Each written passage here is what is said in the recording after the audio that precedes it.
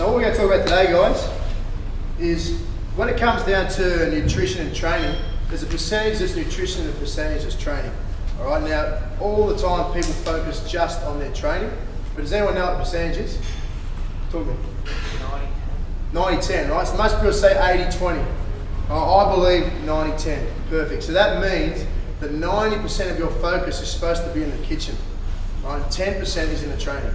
I can guarantee you right now that it's the other way around. Okay, so what I'm going to talk about today is we're going to talk about eating for power. Everyone thinks that we're going to talk about how you want to look. Right, we're going to talk about eating for power. When you eat for power, the looks are going to come. So it's going to get a little bit technical, this chat, but I want you to understand the science of how muscle fiber works, what a muscle fiber is, how it connects to bones, all about fascia and all that sort of stuff, and then you're going to eat accordingly to make that stronger, faster, all right, and bigger. Okay, so what I've got up here is a diagram. On this diagram, you can see basically it looks like a giant P. This here is the muscle. Okay, so let's say this top point here is the top of my bicep.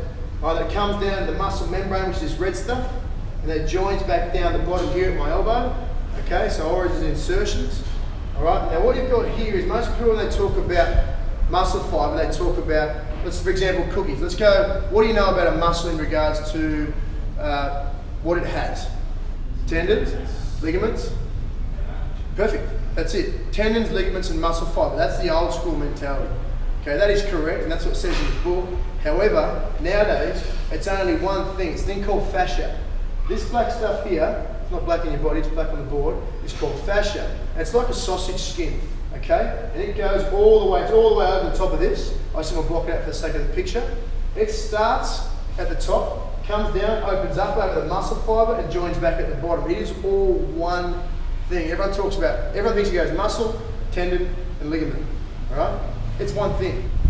All right, now when you talk about eating for power, you want to focus on fascia.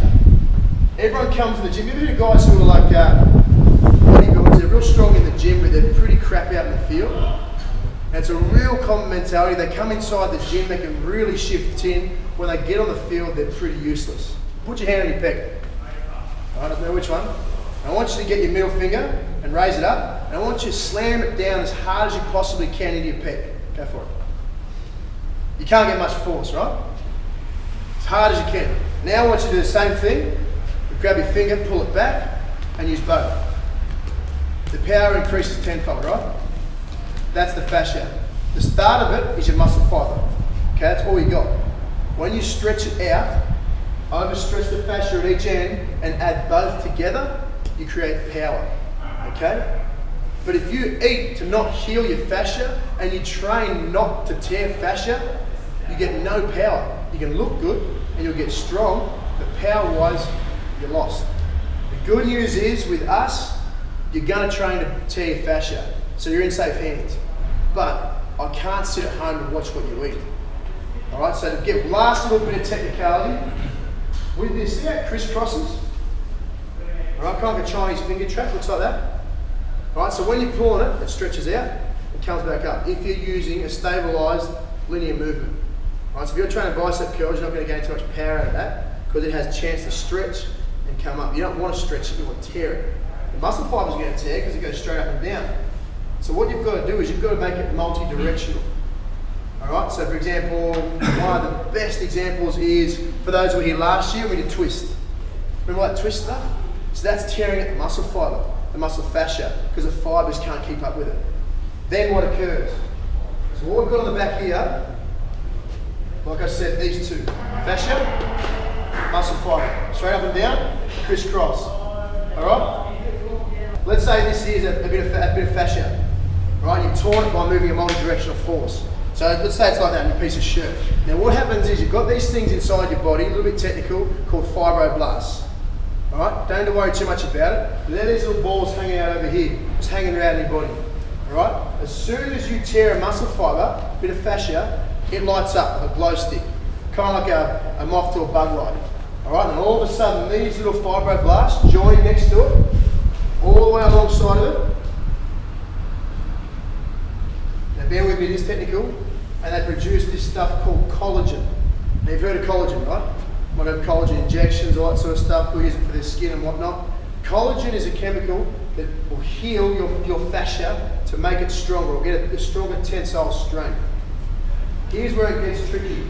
No matter what you eat, provided you're getting some food, you're going to grow, right? You're going to grow fascia, right? That powerful stuff. However, depending on what you eat and how you eat, decides on whether the collagen, it's like a triple helix. You know, like your DNA, it comes out like a triple helix. It's short or long. All right, now bear with me. You've got two forms of eating: inflammatory and anti-inflammatory. So inflamed eating is like, you ever heard of guys talk about dirty bulking? So they go out there and they go and eat heaps of KFC, have high salt, high saturated fats, a lot of preservatives. You see bodybuilders always having like protein bars, and they basically get everything out of packaged food. All right, so let's put one guy next to him who's going to eat inflamed. He's still going to get big, and bodybuilders will get big. All right. The other end of the coin is anti-inflammatory, all natural foods. It's hard to eat like this, but it's all natural foods, not packaged. Okay? No preservatives, minimal preservatives. Good fats, such as like monounsaturated or fish oils, all that sort of stuff. All right. So then it comes down to these collagens. So when you finally heal your fascia, you're still going to get a lot of it, whether you heal it strong or you heal it weak. So let's go short. Hand me come here. Ready? So let's say it's short. All right, triple helix. They have to bind together. Come on, stop, Paddy. I want you guys to grab my elbows and pull these hands apart. Go for it. Yep. All right. That's short. They're not strong. They can tear easily. All right. Longer. Try again.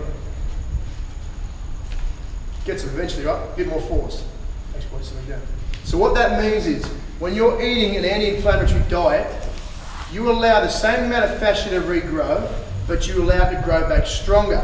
So not only will you be more powerful, but you'll be minimal with getting injuries. Understand? Because the fascia is your connective tissue. So if you're a guy that's always injured, you're an athlete that's always injured, I can guarantee your diet is inflammatory without you even knowing about it. Right, there's a lot of guys at this club, some big guys who are injury prone. And that's because they eat dirty.